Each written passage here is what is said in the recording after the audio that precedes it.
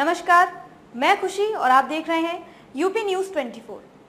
आइए नजर डालते हैं आज की बड़ी खबर पर। उत्तर प्रदेश के मुख्यमंत्री योगी आदित्यनाथ का बयान, धर्म के आधार पर आरक्षण असंवैधानिक है। सीएम बाबा साहेब अम्बेडकर ने भारत की संविधान सभा में इसका विरोध किया था। सीएम सबके बावजूद कांग्रेस और INDIA गठबंधन के लोगों में मुस्लिम आरक्षण देने की एक होड़ सी लगी है। सीएम 2006 में जस्टिस रंगनाथ मिश्रा कमेटी गठित करके कांग्रेस ने OBC का हिस्सा काट करके मुस्लिमों को देने का प्रयास किया था। सीएम कांग्रेस की जब आंध्र प्रदेश में सरकार थी तो उन्होंने वहां के OBC आरक्षण को मुसलमानों को दिया था। सीएम कांग्रेस की कर्नाटक सरकार ने मुसलमानों की सभी जातियों को OBC में शामिल करके OBC के आरक्षण में सेंध लगाई है। सीएम 2012-2014 के घोषणा पत्र में सपा ने मुस्लिमों को आरक्षण देने की वकालत की थी। सीएम भाजपा SC/ST और OBC आरक्षण को सुरक्षित रखने के लिए किसी प्रकार के मुस्लिम आरक्षण का विरोध करती है। सीएम धर्म के आधार पर आरक्षण यह असंवैधानिक है। बाबा साहब भीमराव अम्बेडकर जी ने भारत की संविधान सभा में इसका पुरजोर विरोध किया था, लेकिन उस सब के बावजूद कांग्रेस और उसके सहयोगी इंडी गठबंधन से जुड़े हुए दल हैं,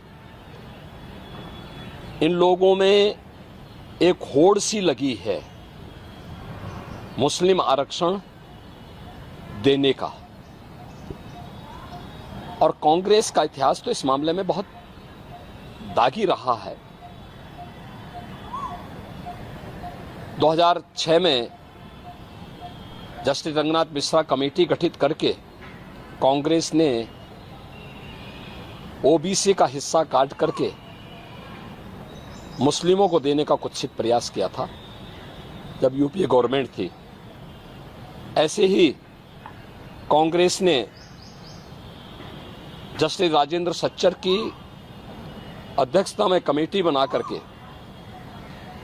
अनुसूचित जाति के आरक्षण में सेंध लगाने का प्रयास किया था। कुछ मुस्लिम जातियों को अनुसूचित जाति में शामिल करने का कुत्सित प्रयास किया था। बीजेपी और NDA ने उसका विरोध किया था। कांग्रेस की जब आंध्र प्रदेश में सरकार थी, उन्होंने उस वहां के OBC के आरक्षण को मुसलमानों को दिया था। कांग्रेस की कर्नाटक सरकार ने मुसलमानों की सभी जातियों को OBC में शामिल करके OBC के आरक्षण में सेंध लगाया है। वेस्ट बंगाल के अंदर TMC ने 2010 में 118 मुस्लिम जातियों को OBC में शामिल करके पिछले 14 वर्ष से लगातार OBC के आरक्षण के अधिकार पर उन्होंने पूरी तरह एक प्रकार की डकैती डाली है।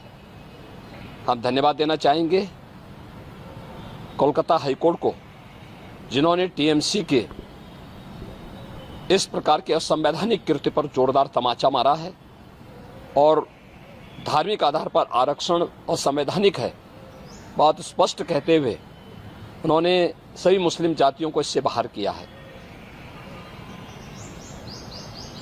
इसी प्रकार से बिहार के अंदर लालू जी पहले ही बोल चुके हैं कि मुसलमानों को, सभी मुसलमानों को आरक्षण मिलना चाहिए। इसका मतलब आरक्षण कहां से मिलेगा? ये आरक्षण यही OBC और SC/ST का आरक्षण में से ये बांट करके मुसलमानों को देना चाहते हैं। और समाजवादी पार्टी तो अपने जन्मजात हिंदू विरोध, अनुसूचित जाति, जनजाति और पिछड़ी जाति के विरोध का नाम ही इन्होंने बना दिया, उसका पर्याय ही बना दिया है।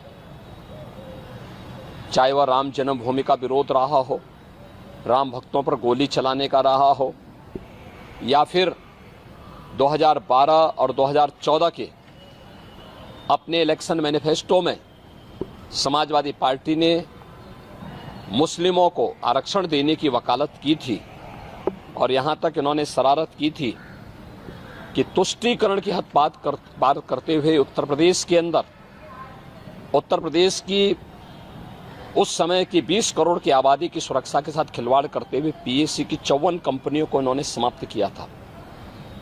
और उस समय इन्होंने PAC की भर्ती जो निकाली थी उसमें इन्होंने प्रयास किया था कि 15% मुस्लिम आरक्षण हो।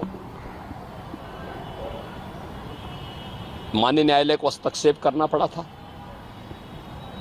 ये जो होड़ है एक खतरनाक होड़ है।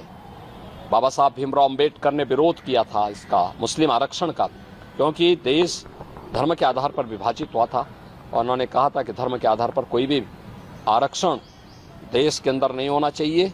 अनुसूचित जाति जनजाति को आरक्षण भारत के संविधान के द्वारा दिया गया है।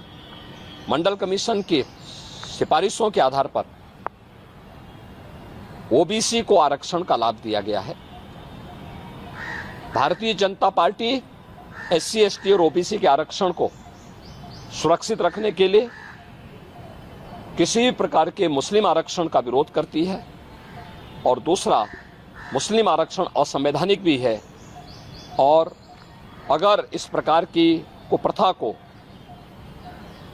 थोपने का प्रयास होगा तो देश की अखंडता के लिए एक चुनौती होगी। महाराज जी, कोई कोटे में कोटा डेवलप कर रहा है, क्या इसे अगर ये ऐसा करने में सफल होते हैं तो क्या वर्ग संघर्ष की स्थिति नहीं होगी? जो ओबीसी जिनको संविधान के अनुसार आरक्षण मिला है उनका हक मारा जाएगा तो एक नए संघर्ष की स्थिति बनती नहीं? देखिए, हमने कहा ना, ये बाबा साहब भीमराव अंबेडकर के द्वारा बनाए गए संविधान का अपमान है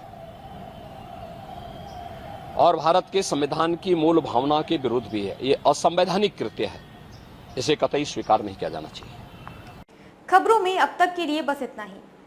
फिर होगी आपसे मुलाकात ऐसी ही एक और बड़ी खबर के साथ। तब तक के लिए नमस्कार और देखते रहिए यूपी न्यूज़ 24। ऐसे ही लेटेस्ट अपडेट्स पाने के लिए हमारे चैनल यूपी न्यूज़ 24 को सब्सक्राइब करें और बेल आइकन दबाना ना भूलें, जिससे आपको लेटेस्ट अपडेट्स का नोटिफिकेशन मिल जाए।